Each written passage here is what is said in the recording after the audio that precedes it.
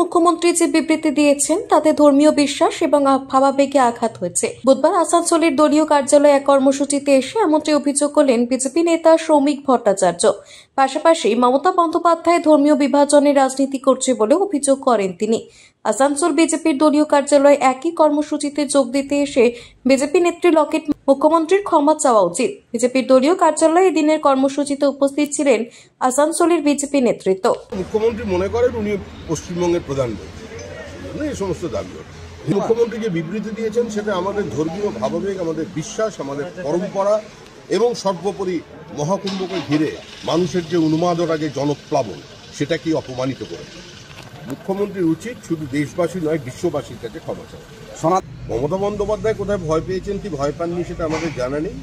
মমতা বন্দ্যোপাধ্যায় ধর্মীয় মেরুকরণের বিভাজনের রাজনীতি করছেন। আমি যতদূর মনে পড়ছে যে উনি একবার ঠাকুরনগরে গিয়ে বলেছিলেন, আজ থেকে আমি ব্যানার্জি উপাধি ত্যাগ করলাম, আমি মতুয়া।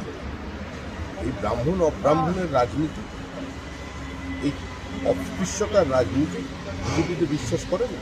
এটা কংগ্রেসের রাজনীতি, আর ওনার ডিএনএটাও কংগ্রেসের। ওরা মৃত্যুকুম্ভ বলছে, 57 কোটির বেশি মানুষ মহাকুম্ভে স্নান করেছে, অমৃত স্নান করেছে, তার অগাধ ভালোবাসা, অগাধ বিশ্বাস থেকে করেছে, এবং এর মধ্যে অনেক সায়েন্টিফিক আছে, সেটার মধ্যে যাচ্ছে।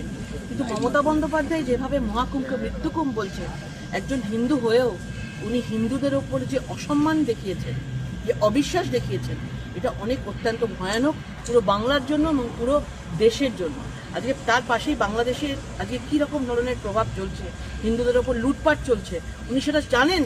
উনি সেটা মাথায় রেখেও আজকে যেভাবে হিন্দুদেরকে উনি ছোট করেছেন, তাহলে আজকে ভাবুন যে আজকে বাংলায় তুষ্টিকরণ শুধুমাত্র ভোটের রাজনীতির জন্য উনি মহাকুম্ভকে মৃত্যুকুম্ভ বলে ভোট নিতে চাইছেন। তাহলে হিন্দুরা আগামী দিনে তাহলে কার উপরে বিশ্বাস করবে?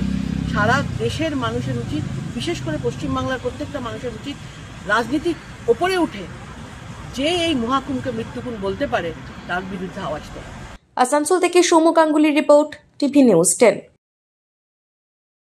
আপনি কি আপনার দোকান, রেস্তোরাঁ বা ব্যবসার জন্য বিশ্বস্ত এবং নিরাপদ পানীয় সরবরাহকারীর খোঁজ করছেন? ভাবছেন কোথায় পাবেন? তাহলে দেরি না করে অতি সত্বর যোগাযোগ করুন আলো এন্টারপ্রাইজের সাথে। আমরা বিসলেরির main super distributor and super stockist.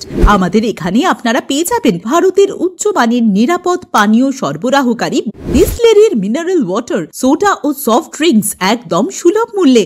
তাহলে আর সময় নষ্ট না করে মানসম্মত, বিশুদ্ধ এবং নির্ভরযোগ্য পানীয় পেতে চলে আসুন আমাদের ঠিকানায়। ঠিকানা সারদাপল্লী, বেনাচিটি, দুর্গাপুর 713213। বিশদে জানতে কল করুন 9064157482 অথবা 9064457040 এই নম্বরে। সুলভের সঠিক চিকিৎসার একমাত্র প্রতিষ্ঠান বিবেকানন্দ হসপিটাল। 24 ঘন্টা emergency service, blood bank, trauma care. আপনাদের সেবায় আমরা তৎপর। গুণমান ও পরিষেবায় দুর্গাপুর বিধাননগরের ডক্টর জাকির হোসেন এভিনিউর বিবেকানন্দ হসপিটাল শিল্পাঞ্চলের মানুষের মন জয় করেছে। নতুন বছরে সাফল্যের চাবিকাঠি চান? সেরা জ্যোতিষের শিরোপা, ইন্ডিয়ান আইকন অ্যাওয়ার্ড 2024 আর গোল্ড মেডেল প্রাপ্ত অ্যাস্ট্রোলজার আর বাস্তু কনসালটেন্ট চিন্ময় শাস্ত্রীর কাছে আজই যান। কালার থেরাপি, নামের বানান সংশোধন সহ সঠিক মানের গ্রহরত্ন দিয়ে ভাগ্য পরিবর্তন করুন। কল 9609604638 অথবা visit Bengal Ambuja city centre, Durgapur. ছিমছাম পরিবেশ এবং প্রাইম লোকেশনে মনের মতো সুন্দর হোটেল মানেই হোটেল অ্যাস্টর।